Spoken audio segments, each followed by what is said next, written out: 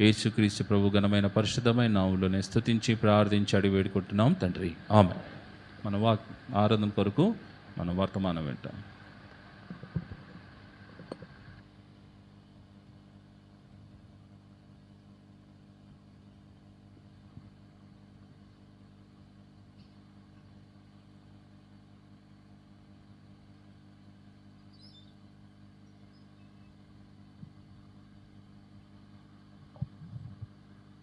ప్రభునామను బట్టి అందరికీ వందనాలు.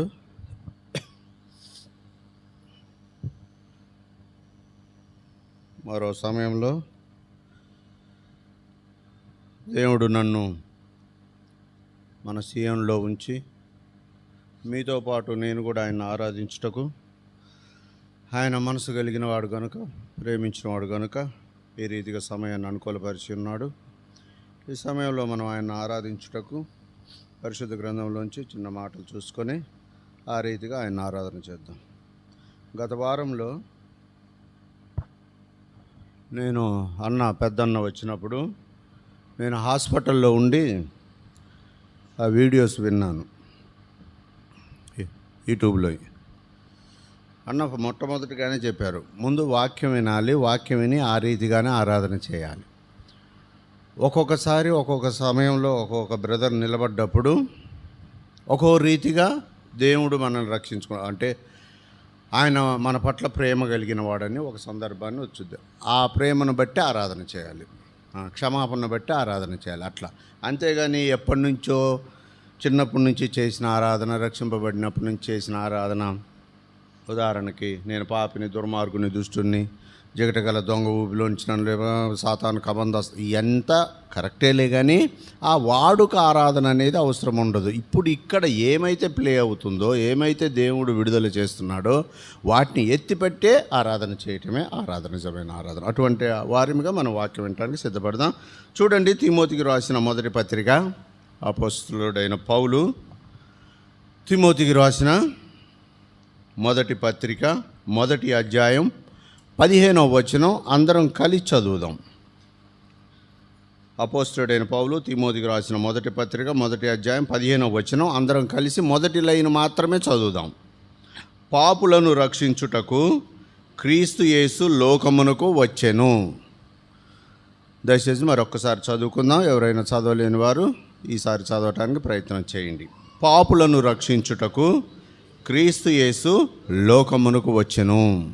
సరే, బైబిల్ లేని వారు, చదువు రాని వారు ఎవరైనా ఉంటే ఏకీభవించండి. మూడోసారి కూడా చదువుదాం. పాపులను రక్షించుటకు క్రీస్తు యేసు లోకమునకు వచ్చెను. సహాయం కోసం చిన్న ప్రార్థనలు ఏకీభవించండి. మహాపరిశుద్ధుడా, కృపగల నా దేవా, నీ పాదములకు వందనాలు తండ్రి. గడిచిన కాలం అంతా కాచి కాపాడి ప్రభువా, మరి ఈ దినం ఈ రీతిగా నిన్ను ఆరాధించుటకు తండ్రి నన్ను, మమ్మల్ని సీఎంలో ప్రభువనైనా ఏర్పాటు చేసిన ఈ తరుణాన్ని బట్టి వందనాలు ప్రభు.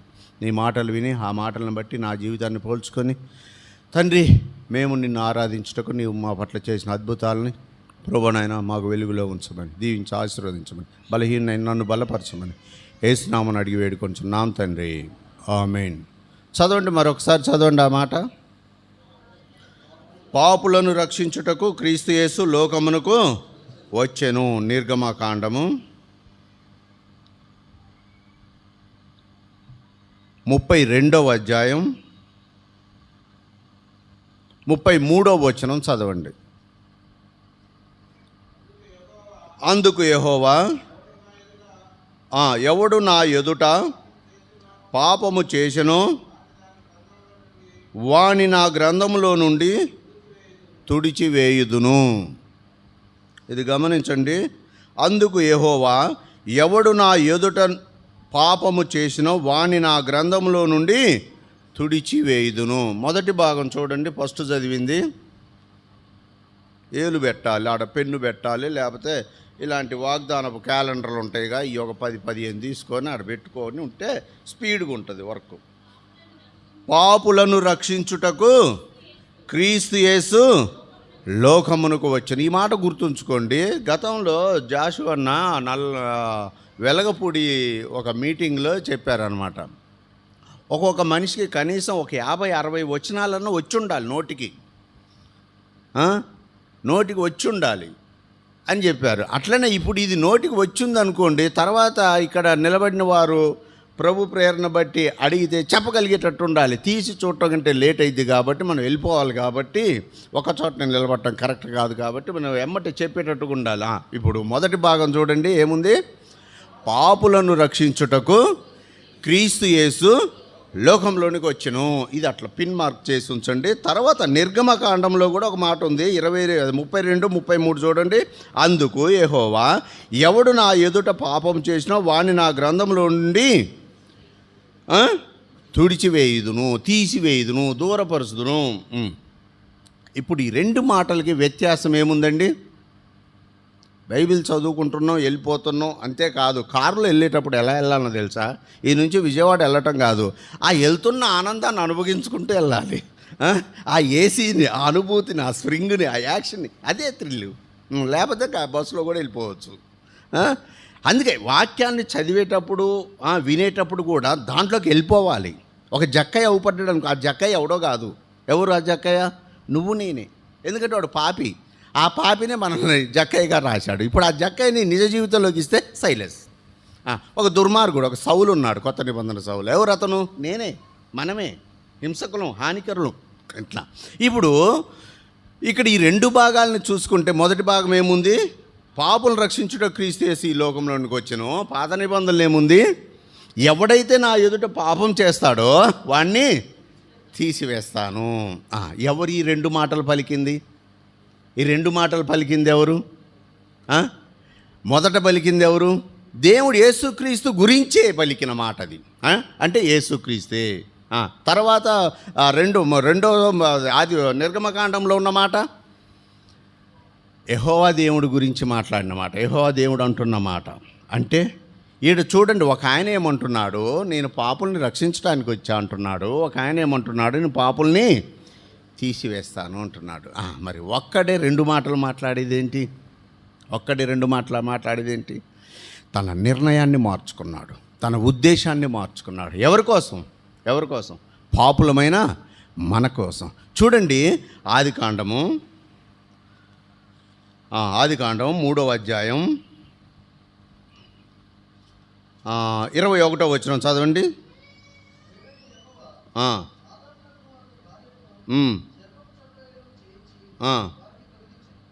చాలు, చూడండి 24 చూడండి. 23 సారీ 23.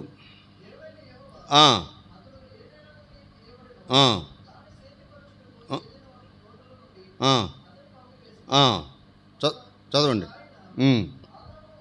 చాలు, చూడండి ఇక్కడ మనం అది చివరి మాట, ఇది మధ్యలో మాట ఒకసారి చూసుకుంటే, పంపివేసెను, ఇంకోటి వెళ్ళగొట్టెను. ఎవరిని? ఆదాముని, అవ్వని. ఎవరు? యెహోవా దేవుడు. ఎక్కడి నుంచి? ఏదోను తోటలో నుంచి. అసలు ఏదోను తోట ఎవరి ప్రాపర్టీ? అంటే ఎవరి కోసం ఏర్పాటు చేయబడినది? హవ్వ ఆదాము కోసం ఏర్పాటు చేయబడినది. చూడండి, ఇక్కడ ఉంటుంది అన్నో, దేవుడైన యెహోవా, ఇది 8వ వచనం. ఏది? 2వ అధ్యాయం 8వ వచనం చూడండి. దేవుడైన యెహోవా తూర్పు ఏదోనులో ఒక తోట వేసి తాను నిర్మించిన ఆ మనిషిని, ఆ మానవుణ్ణి, అంటే నిన్ను నన్ను ఆ తోటలో ఉంచాడు. ఇప్పుడు చెప్పొచ్చు, ఇప్పుడు ఆ ఏదోను తోట ఎవరి కోసం ఉంచబడింది? అవ్వ ఆదాము కోసం. అంటే ఇప్పుడు ఇక్కడేముంది? 2వ అధ్యాయం ఇక్కడేముంది? వారిని పంపివేస్తున్నాడు. 24వ వచనం. అప్పుడు ఆయన ఆదామును వెళ్ళగొట్టి, లేకపోతే పంపివేసెను. ఇప్పుడు ఇది ఇంకా ఈ లోక సంబంధమైన భాషలో మాట్లాడితే త్రో హిమ్ అవుట్, వాడిని మెడలు పెట్టి బయటికి నెట్టెను. ఎందుకు ఆ పరిస్థితి వచ్చింది? దేవుడు ఏదోనో తోట, ఇది మీకోసమే, ఇది నీదే, నువ్వే ఏలు, నువ్వే పరిపాలించు, నువ్వు రాజ్యము చేయి, ఇక్కడ నువ్వు అభివృద్ధి చెయ్యి, ఇట్లా అని చెప్పి అతన్ని ఉంచితే, ఇప్పుడు ఈ సమయంలో ఏం చేస్తున్నాడు? బయటికి పోరా బాబు, నువ్వు ఉంటా సార్ నేను బయటికి పోను సార్. బయటికి పోతే గచ్చ పొదలు, లేకపోతే ముళ్ళ పొదలు, లేకపోతే కరువు, లేకపోతే కాటకం, లేకపోతే అయినా పర్వాలేదు నెట్టివేశాడు బయటికి. ఎందుకు? అతను దేవుడికి అయిష్టుడుగా ఉన్నాడు, దేవుని ఎదుట పాపం చేసిన వాడిగా ఉన్నాడు. దేవుడు ఏం చేశాడు? ఒకరోజు ఏదోన్న తోటలో ఈ మానవుడిని కలుసుకోవటానికి వస్తే ఈ మానవుడు ఎక్కడున్నాడు? చచ్చిన వాడై, ఎక్కడ? చీకట్లో, ఎక్కడ? పొదల మాటున దాక్కున్నాడు. ప్రతిరోజు ఆ సమయం లేదు, దాక్కునే సమయం లేదు. యథార్థతగానే దేవుడు వస్తున్నాడు, నేను వెళ్తా ఎదురుగా, నేను దేవుడికి ఎదురుగా వెళ్తా, దేవుడి పక్కన కూర్చుంటా, దేవుడికి సమీపంగా ఉంటా, దేవుడితో నడుస్తా అన్న స్వభావంతో ఉండేది ఏదోన తోటలో. దేవుడికి ఏమి తక్కువైందయ్యా? ఏమి తక్కువ కాలే, ఒక స్నేహభావ సంబంధం కావాలనుకున్నాడు దేవుడు. ఎట్లా? ఆ పైన ఆ పరలోక రాజ్యంలో, ఆ నిత్య రాజ్యంలో ఆ దేవుడు సింహాసనం మీద కూర్చుంటే ఆ మిగతా వాళ్ళు ఎవరు? దేవదూతలే కావచ్చు, వాళ్ళందరూ 24 పెద్దలే కావచ్చు, వాళ్ళందరూ ఏమంటున్నారు? పరిశుద్ధుడు పరిశుద్ధుడని ఆయన్ని పూజిస్తున్నారు, కీర్తిస్తున్నారు. ఇప్పుడు అతని దగ్గరికి సమీపంగా రావటానికి వారికి భయపడి ఉండొచ్చు. ఉదాహరణకి ఒక పెద్ద దైవ సేవకులు పలానా ప్రాంతం నుంచి వచ్చారనుకోండి, అతనికి మనం దూరంగా ఉండి ప్రైజ్ లాట్ చెబుతాం. అదే దగ్గర మనలో దగ్గర వాళ్ళు అయితే దగ్గరకు వచ్చి ప్రైజ్ లాట్ చెప్పి కౌగులించుకుంటాం. అదే గొప్ప ఆయన వచ్చిండు అనుకోండి, అతనికి దూరంగా ఉండి ప్రైజ్ లాట్ చెబుతాం, అతనికి కొద్దిగా డిస్టెన్స్ మెయింటైన్ చేస్తాం, ఎక్కువ తక్కువగా మాట్లాడలేము, అతనితో ఏకీవించలేము, అతను తాగిన వాటర్ బాటిల్ తీసుకొని మనం తాగలేము, ఇట్లా చూపిస్తున్నాం. ఎందుకంటే అతను మనకన్నా పెద్దవాడు. ఇప్పుడు ఆ పరలోక రాజ్యంలో కూడా అది, ఇది మానవ స్వభావం, ఇది మానవ ఆలోచన. పరలోక రాజ్యంలో కూడా అటువంటిదే ఉంది ఏమో. దేవుడు సింహాసనం మీద కూర్చోవటం, ఎదురుగా ఉండి పరిశుద్ధుడు పరిశుద్ధుడని వాళ్ళు ప్రార్థన చేయటం, ఆరాధన చేయటం, స్తుతించటం, ఇటువంటి జరుగుతుంటే ఇతనికి ఒక స్వవాసం కావాలనుకున్నాడేమో దేవుడు. అందుకే భూలోకంలో ఒక తోటని నిర్మించి దాంట్లో ఒక మానవుణ్ణి వేసి ఇప్పుడు ఏమంటున్నాడు? ఆదాము ఇట్రా. ఇంతకుముందు అక్కడ అనలేదు, ఆడ కూర్చున్నప్పుడు అనలేదు, ఆ పరలోక రాజ్యంలో అనలేదు. ఎందుకంటే వాళ్ళు అక్కడే, ఇతను ఇక్కడే. ఇప్పుడు భూలోకంలోనికి వచ్చి, ఓ మానవుడా, ఓ స్నేహితుడా, ఓ కుమారుడా, వచ్చానయ్యా, ఇప్పుడు ఈ ఏదోన్న తోటలో ఒక రౌండ్ వేసి వద్దా? అలాగయ్యా పాయ. ఈ చెట్టు ఏంది ఇలా వడబడిపోయింది, ఈ చెట్టు ఏంది కాయలు కాయలేదు, లేకపోతే దీనికి ఏ పేరు పెట్టావు ఈ జంతువుకి? అయ్యా దీనికి పులి అని పెట్టానయ్యా. అలాగా పిలు, పులి ఇటు రానంలో పిలిచి ఆ విషయాన్ని చూసి దేవుడు, అబ్బా నేను ఏర్పాటు చేసిన ఈ మానవుడు ఎంత ప్రయోజకుడయ్యాడు, నేను చెప్పినట్టుగా వింటున్నాడు. ఒక దినం వచ్చింది. వచ్చినప్పుడు ఏమైంది? ఓ మానవుడా నువ్వెక్కడా? యథావిధిగానే పిలుస్తున్నాడు. నువ్వెక్కడా? అయ్యా నీ స్వరము వినినప్పుడు నేను దాక్కుంటిని. ఎందుకు? ప్రతిరోజు నా స్వరము వినేవాడివి కదా, ప్రతిరోజు నన్ను ఎదుర్కోవటానికి వచ్చేవాడివి కదా, నేను ఎప్పుడు వస్తానా అని నన్ను నా కోసం ఎదురు చూసేవాడివి కదా, ఇప్పుడు ఎందుకు నువ్వు అలా దాక్కున్నా? అయ్యా నీ మాట నేను మీరాను, నీ ఆజ్ఞ నేను అతిక్రమించాను. ఆజ్ఞ అతిక్రమం పాపం, ఆ పాపం వల్ల నేను గోయడు దాక్కున్నానయ్యా. ఇక దాక్కున్నది చాలే, పో. ఎక్కడి నుంచి? తోటలో నుంచి బయటికి పో. ఇప్పుడు ఆయన అన్నాడు కదా నిర్గమకాండంలో ఏమన్నాడు? అందుకే ఆడ ఒక ఫ్యాడ్ పెట్టుకోండి, ఆడ ఒక పెన్ను పెట్టుకోండి. ఏమన్నాడు? ఎవడైతే నా ఎదుట పాపం చేస్తే వాణ్ణి నా ఏదోను తోటలో నుంచి తీసివేస్తాను. ఆ రీతిగానే చేశాడు. చూడండి ఇంకో మాట చూసుకుందాం. ఇదే ఆదికాండము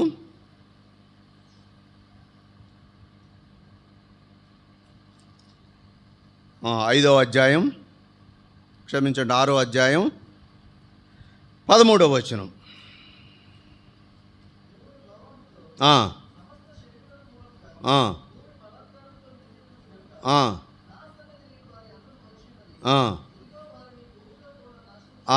చాలు.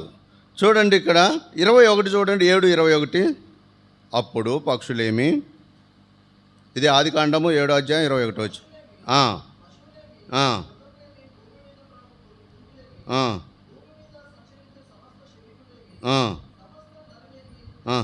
చచ్చిపోయిరి అంట. ఎందుకు చచ్చిపోయారు? ఆకాశపు తూములు విప్పబడ్డాయి. ఆకాశపు తూములు ఎందుకు విప్పబడ్డాయి?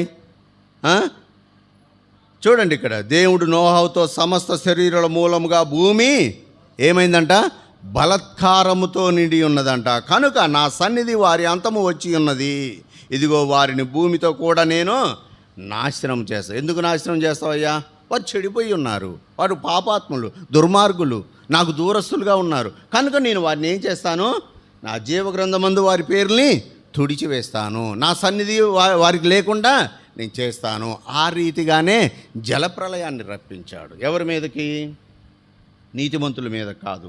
నీతిమంతుడు ఎవరు? నోవాహు. ఓ నోవాహు, నువ్వు అక్కడివే నీతిమంతుడివి, కనుక నువ్వు వెళ్ళి ఆ ఓడలో ఉండు, నువ్వు నీ కుటుంబం ఆ ఓడలో ఉండండి. అయ్యా, నిన్ను కూడా నాశనం చేస్తాను లేదు. అతను నీతిమంతుడు కాబట్టి నీతిమంతుడికి ఒక శ్రేష్టమైన స్థలం ఉంది.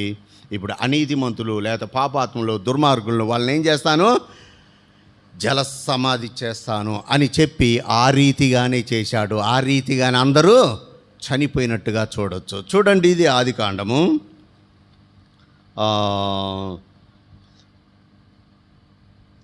19వ అధ్యాయం 24వ వచనం.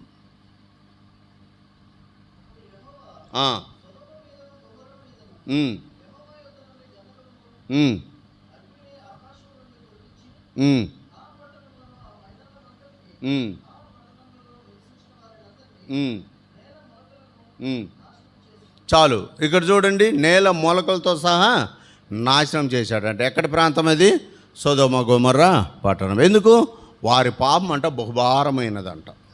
వారు మహా దుర్మార్గులుగా ఉన్నారంట, దేవుణ్ణి మర్చిపోయారంట, వారే చూసుకుంటున్నారంట. దేవుని ఇంటికి, దేవుని సన్నిధికి రాకుండా ఆ దినాల్లో వారు జీవించినప్పుడు దేవుడు వారిని చూసి నాశనం చేయటం మొదలుపెట్టాడు. ఇప్పుడు ఎన్ని భాగాలు చూసుకున్నాం? అవ్వ ఆదాము ఏదోను తోట వారి కోసమే వేసినప్పుడు, వారు పాపం చేసినప్పుడు వారిని తీసి బయటికి వేశాడు. ఎక్కడికి? కష్టకాలంలోకి వేశాడు, ఇబ్బందికరమైన ప్రదేశంలోకి నెట్టివేశాడు దేవుడు. తర్వాత నోవాహు కాలంలో అందరినీ నాశనం చేశాడు. తర్వాత సొదొమ గొమొర్రా పట్టణాలని నాశనం చేశాడు. చూడండి, ఇంకో సమూయేలు, మొదటి సమూయేలు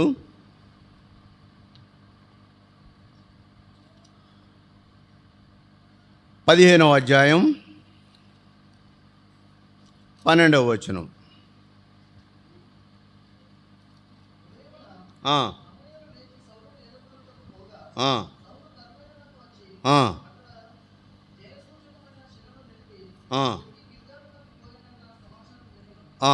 క్షమించండి, 15:2.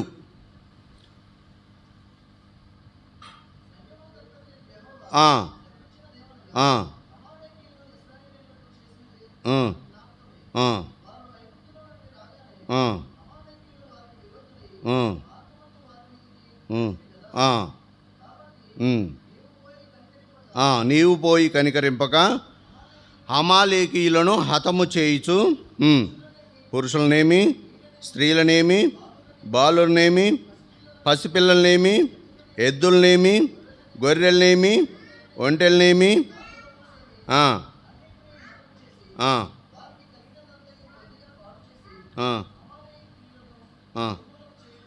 చాలు, హమాలేకీయుల్ని నిర్మూలన చేసే పనిని యెహోవా దేవుడు ఇక్కడ చేసేది మొత్తం ఎవరు? యెహోవా దేవుడు చేయిస్తున్నాడు. ఇప్పుడు యెహోవా దేవుడు అమాలేకీయుల్ని మొత్తము నిర్మూలన చేసేయి. ఎటువంటి వారినయ్యా? ముసలి వాళ్ళని, పసిపిల్లల్ని, ఆడవారిని, పెద్దవాళ్ళని, చిన్నవారిని అందరినీ లయం అట్లానే మనుషులే పాపాత్మలు కాబట్టి వారి వరకే చేద్దామా? కాదు, పశువుల్ని, వారి గడ్డివాముల్ని, వారి ఇల్లుల్ని, వారి ప్రాపర్టీని, వారికి ఉన్న సమస్తము నాశనం చేయని సమూయేలుకి చెప్పి సమూయేలు ద్వారా సౌలుకి చెప్పాడు. సౌలు ఎవరు? అసలే చాలా ఉక్కుష్టుడే, చాలా రెబల అతను ఏం చేశాడు? ఒక కత్తి తీసుకొని 2 లక్షల మందిని తరిమి కొట్టాడు. ఇప్పుడు అతను అంటాడు, దేవుడు చెప్పినట్టుగా నేను చేశాను. చూడండి, ఇక్కడ ఉంటుంది 18వ వచనం చూడండి.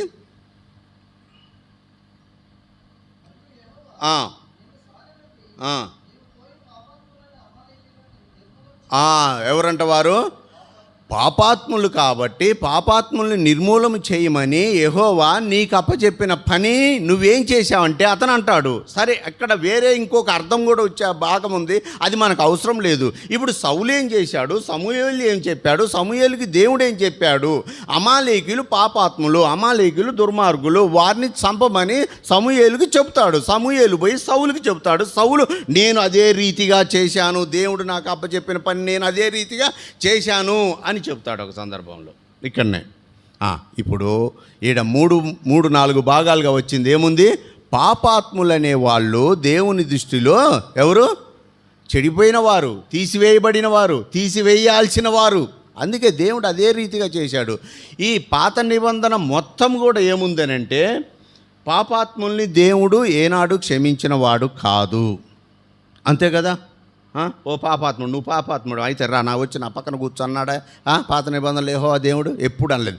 ఈ మనుషుల్నే కాదు, చెప్పాలి ఇప్పుడు మీరు చెప్పాలి మీ అనుభవ ప్రకారం. మనుషుల్నే కాదు, ఇంకేం చేశాడంట? దేవదూతలు పాపము చేసినప్పుడు వారిని కూడా విడిచిపెట్టగా కటిక చీకటి గల బిలంలోనికి నెట్టివేసి వారిని ఏం చేశాడు? ఇబ్బంది పెట్టాడు. దేవదూతలు అంటే ఎవరు? అది యెషయా గ్రంథంలో మనకు తెలిసింది. ఒక లూసిఫర్ ఉంటుంది, ఒక దేవదూత ఉంటుంది. దేవుడికి అతి సమీపంగా, దేవుడికి నేను ఎక్కిపోతాను, ఆకాశ మండలానికి ఎక్కిపోతాను, దేవుడు కుడిపార్శ్వంలో కూర్చున్నాను, దేవుడు అటు వాటర్ తాగడానికి అటు తిరిగితే నేను వచ్చి ఈ సీట్లో కూర్చొని రాజ్యం చేయాలి.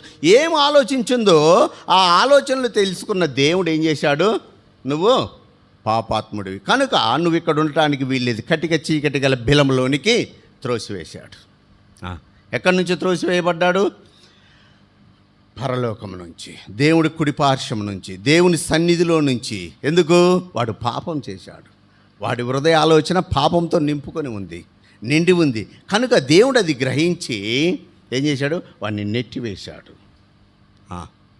ఇప్పుడు మనం చెప్పుకుందాం, నేను తప్పు చేశాను, లేకపోతే నా కొడుకు ఒక కుమారుడు ఒక హోంవర్క్ చేయలేదు. హోంవర్క్ చేయకపోతే తండ్రి అన్నాడు, ఏమన్నాడు? హోంవర్క్ చేయి, ఎగ్జామ్స్ దగ్గరికి వచ్చినాయి కదా, ఇది ఫైనల్ కదా, లాస్ట్ డేట్లు కదా, మరి హోంవర్క్ చేయమంటే చేయట్లేదు. ఫస్ట్ ఏం చేశాడు? తిట్టాడు, తర్వాత శిక్షించాడు, తర్వాత భోజనం బంద్ చేశాడు, తర్వాత వస్త్రాలు అన్నీ తగ్గించాడు. అయినను వాడు ఏం చేస్తున్నాడు? హోంవర్క్ చేయకపోతే ఈ తండ్రి ఆ నోట్బుక్ తీసుకొని ఒక సాపేసుకొని ఆ నేల మీద కూర్చొని వాడికి హోంవర్క్ చేసి, వాడి హోంవర్క్ ఈ తండ్రి చేసి ఈ బుక్ తీసి ఆ పిల్లవాడికి ఇచ్చి ఇక వెళ్ళు స్కూల్కి. ఇప్పుడు ఆ టీచర్ అంటుంది, అబ్బా ఎంత మంచిగా చేశావు, ఎంత మంచి హోంవర్క్, ఇంత మంచి ఫస్ట్ క్లాస్లో నువ్వు రావడానికి మంచి కారణమైంది హోంవర్క్, ఈ కష్టము, ఈ ఫలితము. కానీ అది ఎవరు పడ్డారు? తండ్రి పడ్డాడు. ఇప్పుడు ఈ మనుషులందరినీ, పాపాత్ములందరినీ నాశనం చేసుకుంటూ వస్తున్నాడు దేవుడు. ఇప్పుడు వస్తున్నప్పుడు ఈ భూమి మీద మనిషి అనేవాడే లేకుండా పోతాడు, తనకు స్వవాసం అనేవాడే లేకుండా పోతాడు, తనవాడంటూ లేకుండా పోతాడని దేవుడు ఏం చేశాడు? తన నిర్ణయాన్ని మార్చుకున్నాడు, తన ఉద్దేశాన్ని మార్చుకున్నాడు. చూడండి, ఆదికాండము 8వ అధ్యాయం 21వ వచనం.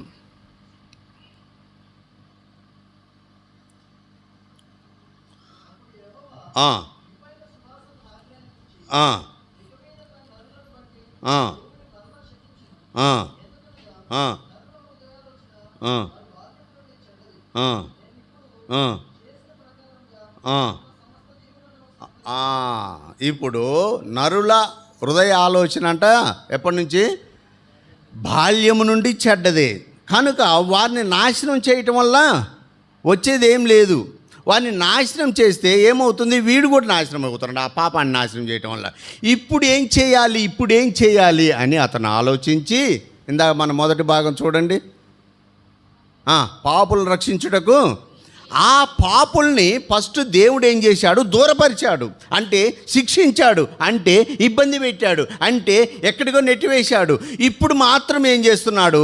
అదే దేవుడు ఆ పరలోకము వదులుకొని ఏదోను తోటలో దిగిన దేవుడే, ఆ నోవాహు కాలంలోకి దిగిన దేవుడే, ఆ సొదొమ గొమొర్రా అబ్రాహాముతో అబ్రాహాముతో మాట్లాడిన దేవుడే, ఇంకా అనేక సందర్భాల్లో మానవుల్ని శిక్షించిన దేవుడే ఇప్పుడు ఎక్కడికి వచ్చాడు? ఈ లోకానికి వచ్చాడు. యేసుక్రీస్తుగా వచ్చాడు. ఆ యెహోవా దేవుడు యేసుక్రీస్తుగా వచ్చాడు. యేసుక్రీస్తుగా వచ్చి ఏం చేశాడు? యోహాను సువార్త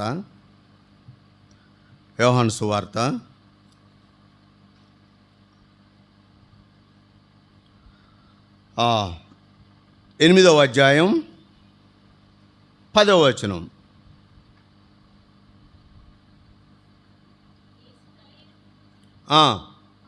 అమ్మా, వారు ఎక్కడ ఉన్నారు?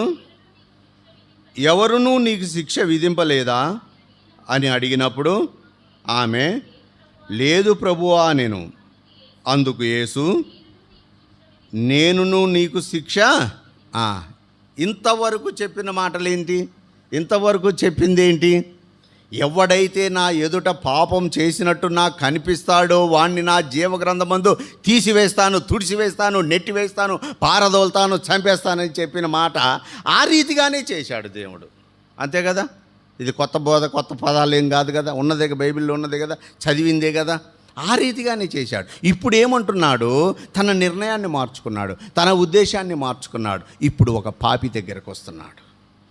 తన ఉద్దేశము, తన నిర్ణయము మార్చుకోకపోతే ఇప్పుడు ఆ పాపి అనుకోవచ్చు, ఓహో నేను పాపిని కదా, నేను శిక్షకు పాత్రురాలను కదా, నేను రాళ్లతో కొట్టబట్టానికి, చంపబట్టానికి మోషే ధర్మశాస్త్రంలో రాయబడి ఉంది కదా, ఇప్పుడు నన్ను చంపటానికి, లేకపోతే నన్ను కొట్టడానికి, లేకపోతే నన్ను దూరపరచుటకు, నన్ను ఈ భూమి మీద లేకుండా చేయటానికి ఎవరొచ్చారు?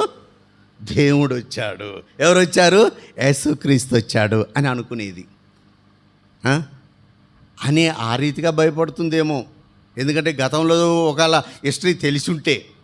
ఇప్పుడు యేసుక్రీస్తు ఏమంటున్నాడు? అమ్మా, వారెవరు నిన్ను చెప్పండి శిక్ష విధింపలేదా? లేదు ప్రభువా, లేదు ప్రభువా. ఎవరు ఆమె? శిక్షకు పాత్రురాలు, చావటానికి పాత్రురాలు, ఒక పాపం చేసిన వ్యక్తి. ఇప్పుడు ఆ పాపం చేసిన వ్యక్తిని యేసుక్రీస్తు ఏమంటున్నాడు?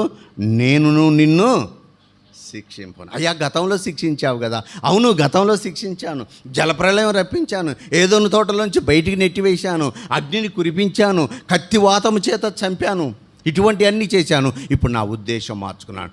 ఎవరి కోసం మార్చుకున్నావయ్యా? ఎందుకోసం మార్చుకున్నావయ్యా? దేవుడు లోకమును ఎంతో ప్రేమించెను కనుక ఆయన మనల్ని ప్రేమించాడు కాబట్టి మన పాపము కోసము ఆయన ఈ లోకానికి వచ్చి మన పాపాన్ని మన నుంచి దూరం చేసి లోక పాపమును మోసుకొని పోవు దేవుని గొర్రెపిల్లగా అతను వెళ్ళిపోయి మనల్ని క్షేమకరమైన స్థలములో, పరిశుద్ధ స్థలములో ఉంచాడు. చూడండి, యోహాను సువార్త 18వ అధ్యాయం 4వ వచనం చదవండి.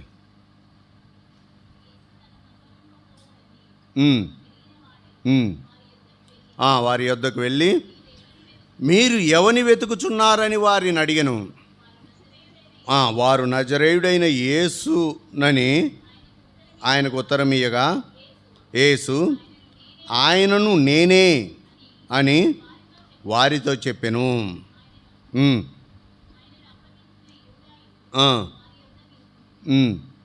ఆయన నేనే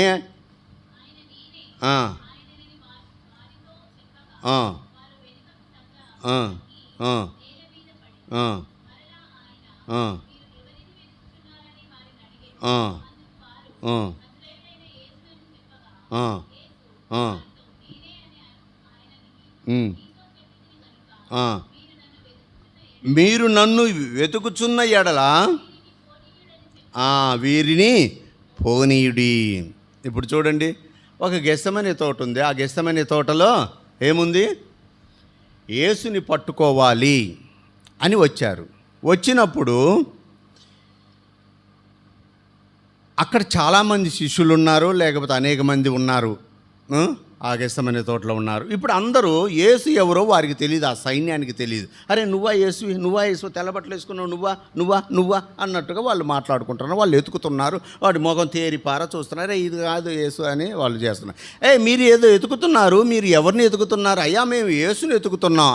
ఆ యేసుని నేనే, వారిని వదిలేయండి. నేను ఒకసారి దొంగతనం చేసినప్పుడు, ఒక హాస్టల్లో ఉన్నప్పుడు, అరే దొంగతనం చేసింది ఎవర్రా నేను కాదు వీడయ్యి ఉంటుంది వాడిని పట్టుకున్నా. ఒక సందర్భంలో నాకు పడాల్సిన శిక్ష వాడికి పడింది, నేను తప్పించుకున్నాను. ఎందుకంటే దెబ్బలు బాధని తెస్తాయి, నొప్పిని తెస్తాయి, అవమానాన్ని తెస్తాయి, ఇబ్బందిని తెస్తాయి, వెలివేయబడతాం, కొట్టబడతాం, ఉయ్యబడతాం, ఇదంతా ఉంటుంది కాబట్టి అవన్నీ ఎందుకు, నేను కాదు అని ఒక మాట చెబితే అయిపోద్ది కదా అని నేను తప్పించుకున్న సమయాలు ఇన్ని ఉన్నాయి. ఇప్పుడు యేసుక్రీస్తు అయితే అలా తప్పించుకోలేదు. అయ్యా వారిని వదిలేయండి, మీరు ఎతుకుతున్నది నన్నే అయితే ఇదిగో నేను యేసుని, నన్ను పట్టుకోండి, నన్ను శిక్షించండి. ఎందుకు, అదిగో ఆ స్త్రీని శిక్షించే సమయంలో ఆయన వచ్చాడు. అమ్మా నిన్ను నేను శిక్షించను. మరి నా శిక్ష యావత్తయ్యా నేను వేసుకుంటాను, నేను భుజం మీద వేసుకుంటాను, నేను మోసుకొని వెళ్తాను, నువ్వు తప్పించుకో, నువ్వు వెళ్ళిపో, నువ్వు వదలబడతావు, నువ్వు విడువబడతావు. ఎక్కడి నుంచి? పాపం నుంచి. ఎక్కడి నుంచి? మరణము నుంచి. ఎక్కడి నుంచి? శాపం నుంచి. ఆ రీతిగా దేవుడు మనల్ని రక్షించు నిమిత్తమే, ఏంటిది చూడండి, పాపులను రక్షించుటకు క్రీస్తు యేసు ఈ లోకమును, యేసుక్రీస్తు అనగా మనల్ని సృష్టించిన ఆ దేవుడే మనల్ని ప్రేమించిన వాడు కనుక మళ్ళీ అతను ఈ భూలోకంలోనికి వచ్చి చూడండి, ఇదే మత్తయి సువార్త 1వ అధ్యాయం 21వ వచనం.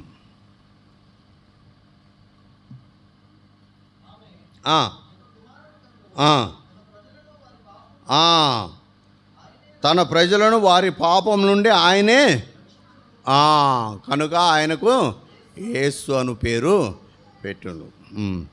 వారి పాపముల నుండి ఆయనే వారిని రక్షిస్తాడంట. ఆయనే యేసుక్రీస్తు అంట. ఆయనే గెస్తమనే తోటలో తన్ను తాను అప్పగించుకున్నాడు. గెస్తమనే తోట ఎండింగు, స్టార్టింగ్ ఎక్కడ? స్టార్టింగ్ కూడా ఒక తోటే. ఏం తోట అది? ఏదోను తోట. ఏదోను తోటలో పాపం మొదలైంది, గెస్తమనే తోటలో అంతమందించింది. ఈలోగా జరిగిన ఈ సందర్భాలన్నీ.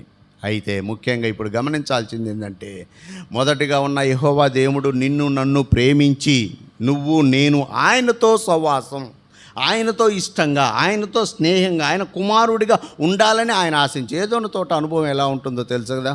నాకైతే నేను ఒక ఊహించుకున్న ఊహా చిత్రం నిజమే అని అనుకుంటా. ఎట్లా, దేవుడు వచ్చాడు, ఆదామా అని వస్తున్నా వచ్చాడు, అలా తిరుగుదాం. ఈలోగా దప్పికైనప్పుడు ఒక కొలంలో నీళ్లు దాగి ఉంటారు, ఆకలైనప్పుడు ఒక పండు సెరిసగం కొరుక్కొని తిని ఉంటాడు. ఏంటంటే స్నేహం ఎక్కువ అవుతున్న కొద్దీ పండు సెరిసగం అవుద్ది.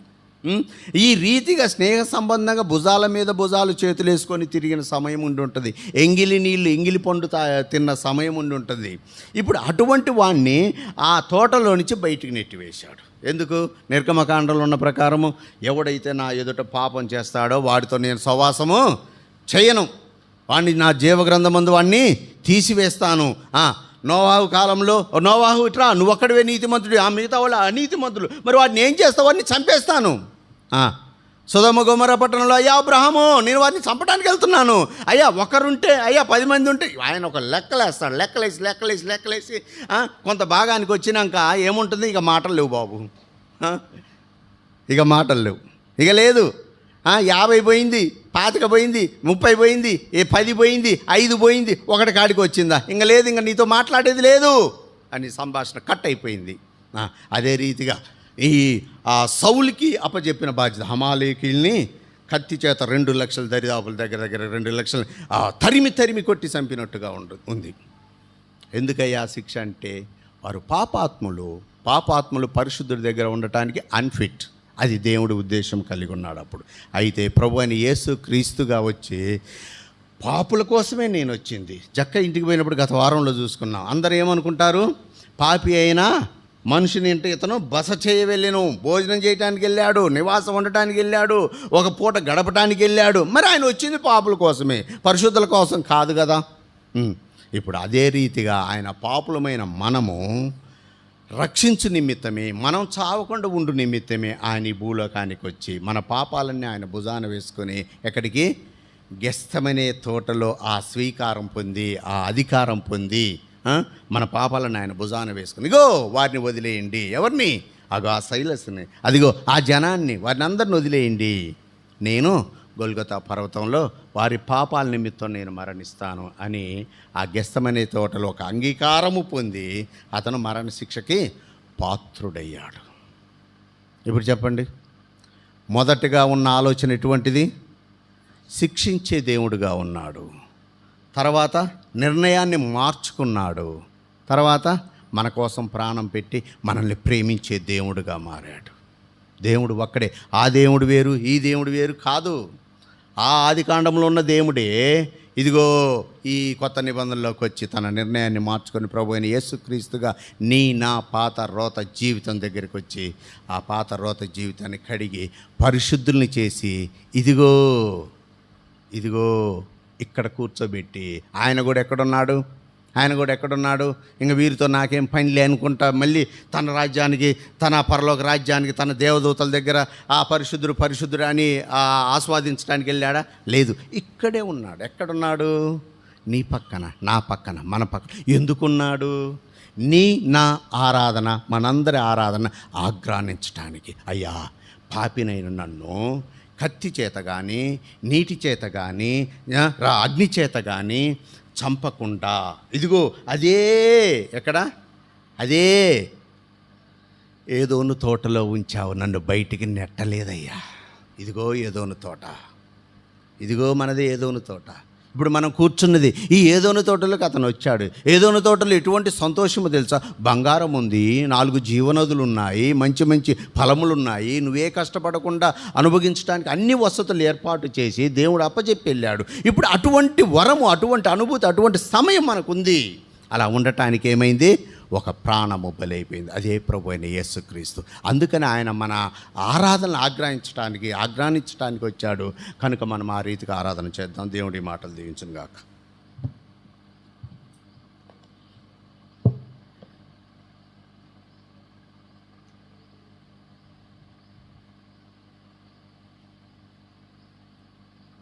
ప్రార్థన చేసుకుంటాం. ప్రేంగల తండ్రి, ఘనమైన దేవ, మమ్మల్ని తీసుకుని వచ్చి లేఖన భాగాలు బట్టి వందనాలు. మీ యొక్క దాసుడిని అభిషేకించి అనుగ్రహించిన మాటలకి వందనాలు. హృదయం ఆరాధించడానికి మమ్మల్ని పాపం నుంచి విడుదల చేసిన దేవుడువు, మా కొరకు మా యొక్క స్థితిని చూచిన దేవుడువు, నీ యొక్క ప్రణాళికను మార్చుకున్న దేవుడుగా మా పక్షాన ఉన్న విధానం బట్టి నీకు నోరారు ఆరాధన చేయడానికి కాల్సిన మేడైన కృప అనుగ్రహించమని ఈ యొక్క ప్రార్థన యేసుక్రీస్తు ప్రభు ఘనమైన పరిశుద్ధమైన నామములో స్తుతించి ప్రార్థించి అడిగి వేడుకుంటున్నాం తండ్రి. ఆమేన్. మనం